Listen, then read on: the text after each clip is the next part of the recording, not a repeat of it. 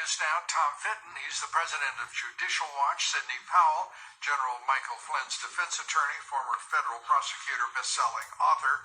I want to say, first of all, thank you both for being here, and I appreciate it. Sidney, let's start with this election process. We just heard from John Solomon that the FBI indeed is being diligent, is involved, and we all hope he is exactly right. Your thoughts first about the knowledge now that the Justice Department is involved in this review of the election.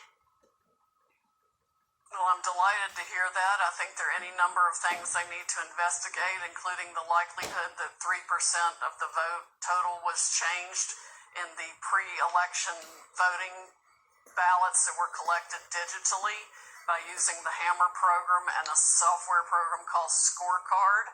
That would have amounted to a massive change in the vote that would have gone across the country and explains a lot of what we're seeing. In addition, they ran an algorithm to calculate votes they might need to come up with for Mr. Biden in specific areas. I think that explains what happened in Michigan, where the computer glitch resulted in a change of votes of about 5,500 in favor of President Trump, just in one of 47 districts. All those districts need to be checked for that same, quote, software glitch, end quote, that would change the result in Michigan dramatically.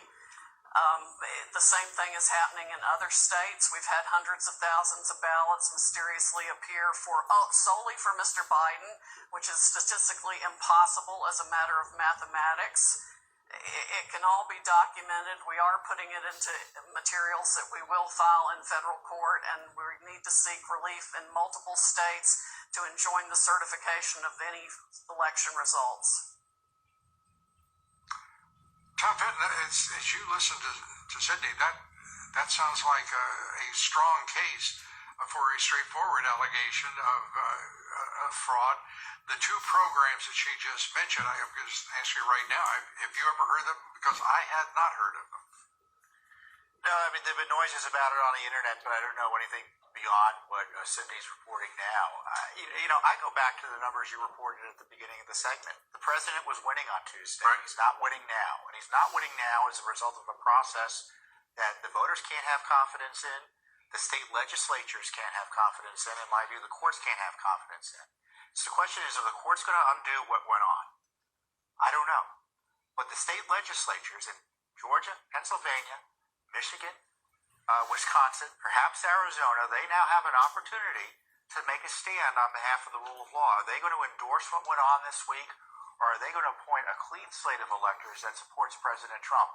That could be the next battle, and I would think that activists interested in this issue, and if you're concerned watching this, start talking to your state legislators. And I started asking where Congress is, because Congress in the end is going to be the judge of the electoral college votes.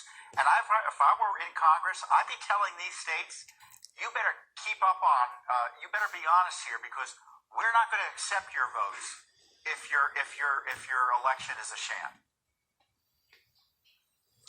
Well, Sidney, let's go back to Hammer and Scorecard. Are those the names that you just used for those programs?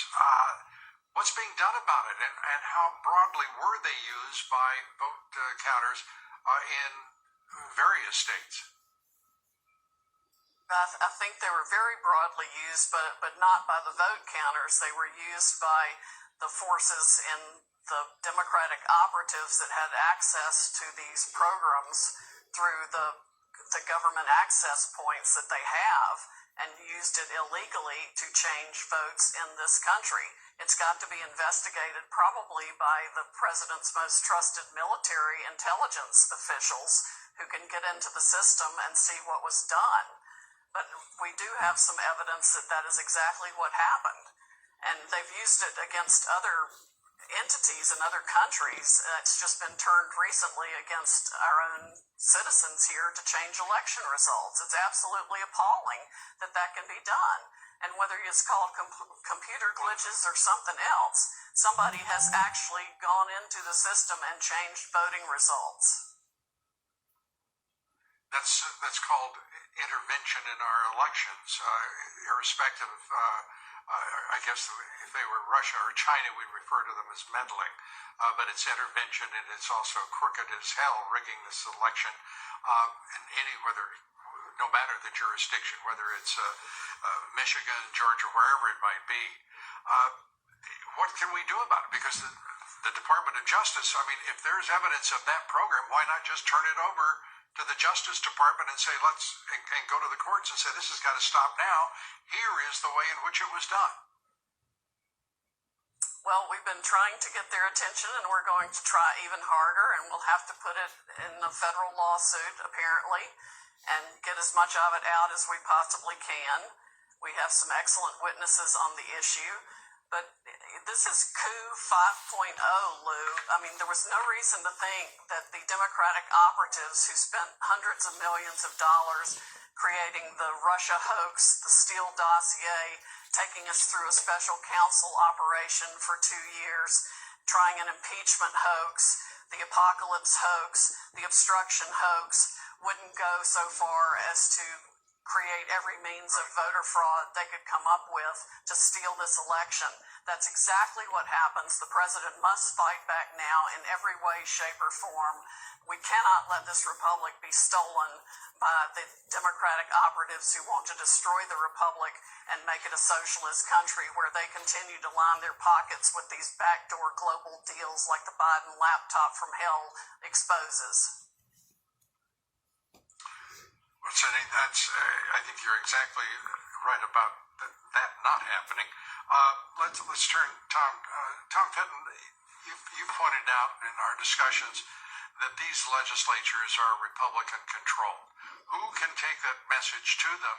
And precisely how likely is it that they would be receptive to a clean slate of electors who would represent, say, the state of Pennsylvania? That's a Republican legislature, and stand up for the integrity of elections and support the president. Well, the focus from the media and activists and regular voters and citizens need to be brought to bear here. Certainly the information we're learning from campaign activists on the ground, independent journalists like John Solomon, the work of Judicial Watch should also be brought to bear. I mean, we knew going into this election in Pennsylvania, Lou, there were 800,000 extra names in the rolls in Pennsylvania. Nevada County has 154,000 inactive names on the rolls. Clark County, Nevada, I mean. So we've got this problem of dirty election rolls, mailing and balloting being allowed to draw from them. And apparently a Republican Party that doesn't demand that those rolls be cleaned up. I mean, that's crazy. Could you put up that graphic again, please, folks? I want everybody to see what they're looking at, because this is really very important, what Tom's talking about. The control of both chambers of the legislature in these states that are critical right now in deciding who the next president will be: Michigan, Wisconsin, Arizona, Pennsylvania, North Carolina, Georgia. They must play a role in this to preserve the integrity, just as Tom Fitton is urging. And Sidney Powell, what you're breaking here tonight is extraordinary as well. We've got to go. We're at that point. But thank you both for everything you're doing for the country and for the president. We appreciate it. Thanks so much.